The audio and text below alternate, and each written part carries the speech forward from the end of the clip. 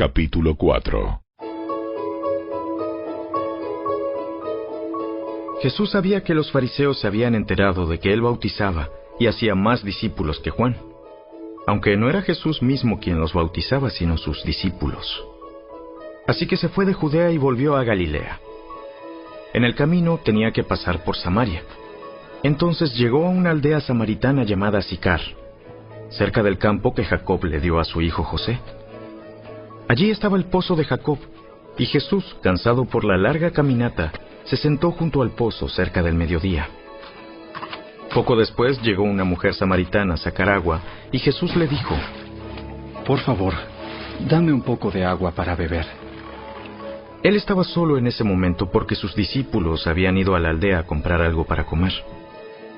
La mujer se sorprendió, ya que los judíos rechazan todo trato con los samaritanos. Entonces le dijo a Jesús: «Usted es judío y yo soy una mujer samaritana. ¿Por qué me pide agua para beber?» Si tan solo supieras el regalo que Dios tiene para ti y con quién estás hablando, tú me pedirías a mí y yo te daría agua viva. «Pero Señor, usted no tiene ni una soga ni un balde y este pozo es muy profundo. ¿De dónde va a sacar esa agua viva? Además, ¿se cree usted superior a nuestro antepasado Jacob, quien nos dio este pozo? ¿Cómo puede usted ofrecer mejor agua que la que disfrutaron él, sus hijos y sus animales?» Cualquiera que beba de esta agua pronto volverá a tener sed. Pero todos los que beban del agua que yo doy no tendrán sed jamás. Esa agua se convierte en un manantial que brota con frescura dentro de ellos y les da vida eterna. «Por favor, Señor, deme de esa agua. Así nunca más volveré a tener sed y no tendré que venir aquí a sacar agua». Ve y trae a tu esposo. «No tengo esposo». Es cierto, no tienes esposo, porque has tenido 5 esposos y ni siquiera estás casada con el hombre con el que ahora vives. Ciertamente dijiste la verdad. «Señor, seguro que usted es profeta. Así que dígame, ¿por qué ustedes, los judíos, insisten en que Jerusalén es el único lugar donde se debe adorar, mientras que nosotros, los samaritanos, afirmamos que es aquí, en el monte Gerizim, donde adoraron nuestros antepasados?» Créeme, querida mujer, que se acerca el tiempo en que no tendrá importancia si se adora al Padre en este monte o en Jerusalén. Ustedes, los samaritanos, saben muy poco acerca de aquel a quien adoran, mientras que nosotros, los judíos, conocemos bien a quien adoramos, porque la salvación viene por medio de los judíos. Pero se acerca el tiempo, de hecho ya ha llegado, cuando los verdaderos adoradores adorarán al Padre en espíritu y en verdad.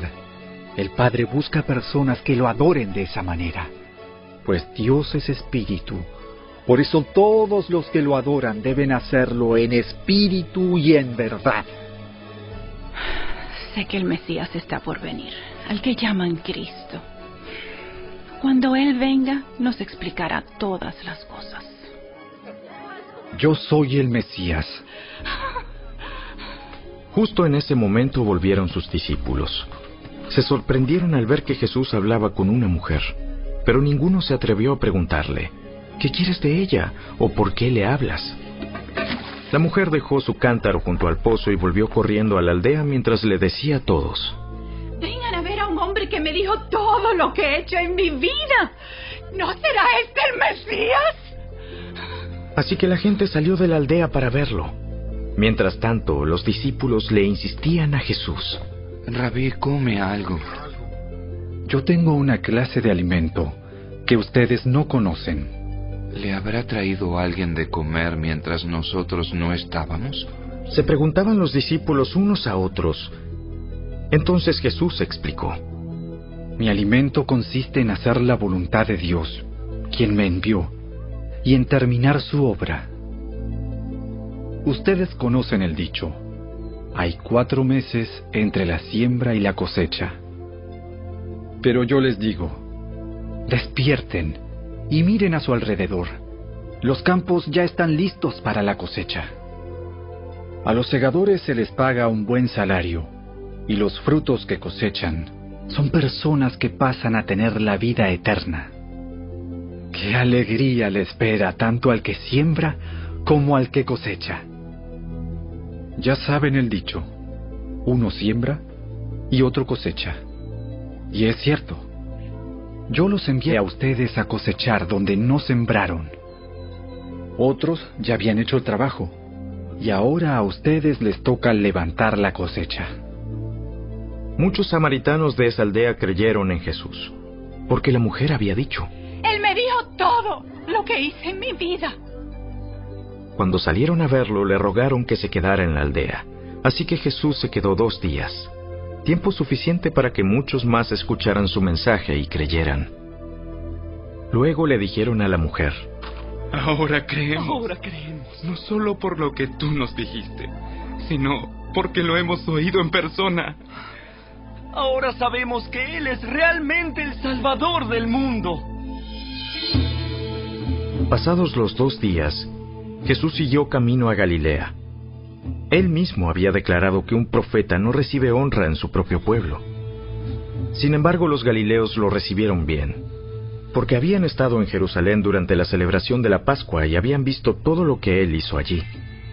En su paso por Galilea, Jesús llegó a Caná, donde había convertido el agua en vino. Cerca de allí, en Capernaum, había un funcionario de gobierno que tenía un hijo muy enfermo. Cuando supo que Jesús había ido de Judea a Galilea, fue a verlo y le rogó que se dirigiera a Capernaum para sanar a su hijo, quien estaba al borde de la muerte. Jesús preguntó: ¿acaso nunca van a creer en mí a menos que vean señales milagrosas y maravillas? Señor, por favor, ven ahora mismo, antes de que mi hijito se muera. Vuelve a tu casa. Tu hijo vivirá. Y el hombre creyó lo que Jesús le dijo y emprendió el regreso a su casa. Mientras el funcionario iba en camino, algunos de sus sirvientes salieron a su encuentro con la noticia de que su hijo estaba vivo y sano. Él les preguntó a qué hora el niño había comenzado a mejorar, y ellos le contestaron: Ayer, a la 1 de la tarde, la fiebre de pronto se le fue. Entonces el padre se dio cuenta de que la sanidad había ocurrido en el mismo instante en que Jesús le había dicho: tu hijo vivirá. Y tanto él como todos los de su casa creyeron en Jesús. Esa fue la segunda señal milagrosa que hizo Jesús en Galilea al volver de Judea.